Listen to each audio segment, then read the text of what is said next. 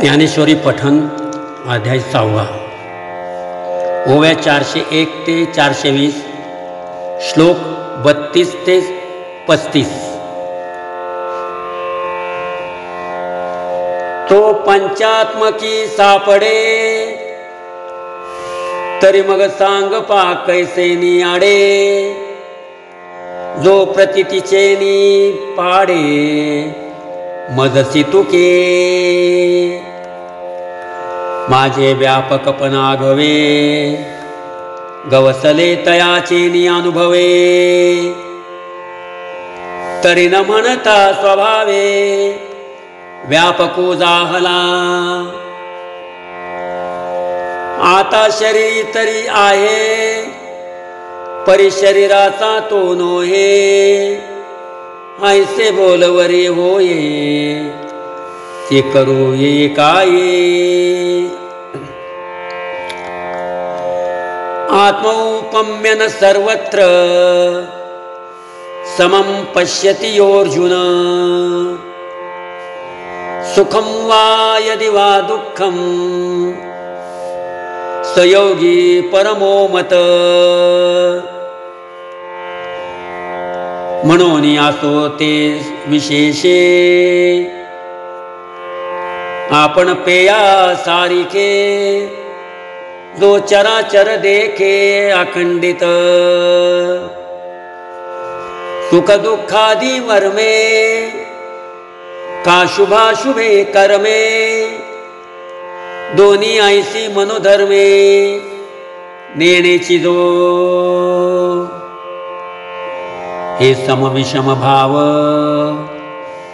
आणि काही विचित्र जे सर्व, ते मानी जैसे अवयव आपुले होती। हे एक काय सांगावे, जया त्रैलोक्याची आगवे। मी ऐसे स्वभावे बोधाले, तयाही देह एक उक्कीर आती।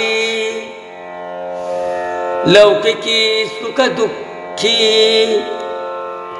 तया ते म्हणती, परी आम्हा ते ऐसी प्रतीती परब्रह्मची हा।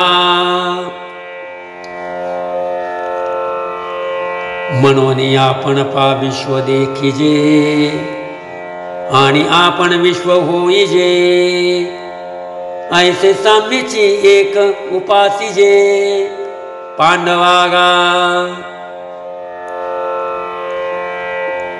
हे गा तू ते बहुती प्रसंगे, आम्ही म्हणू ययाची लागी।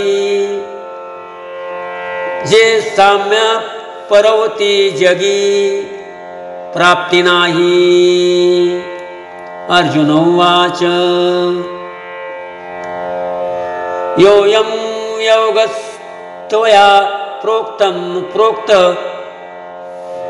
साम्येन मधुसूदन,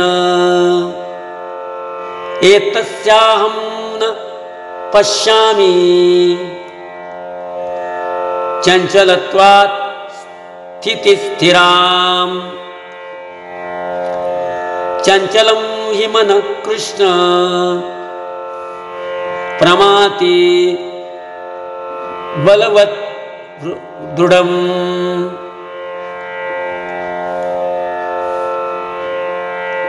तस्याहं निग्रहं मन्ये वायोरेव सुदुष्करम्। तव अर्जुन म्हणे देवा,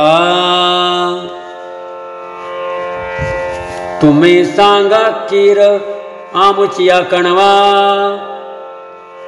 परिण पुरोजी स्वभावा मनाची या। हे मन कैसे केवढे ऐसे पाहो म्हणू तरी न सापडे। एरवे तरी राहतावया थोडे त्रैलोक्यया। म्हणून ऐसे कैसे घडेल जे मर्कट समाधी येईल का राहा म्हणतील या राहेल महावातू जे बुद्धी ते सळी निश्चया ते टाळी धैर्यासी हातफळी मिळून या जाय जे विवेकाते भुलवी संतोषाशी चाड लावी बैसिजे तरी हिंडवी दाही दिशा जे निरोधले घे उवावो जया संयमची होय सावो ते मन आपुला स्वभाव सांडिल काय म्हणून मन एक निश्चल राहील मग आम्हासी साम्य होईल ते विशेषहीन घडेल याची लागी श्री भगवान वाच असंशयं महाबाहो मनो दुर्निग्रहं चलम्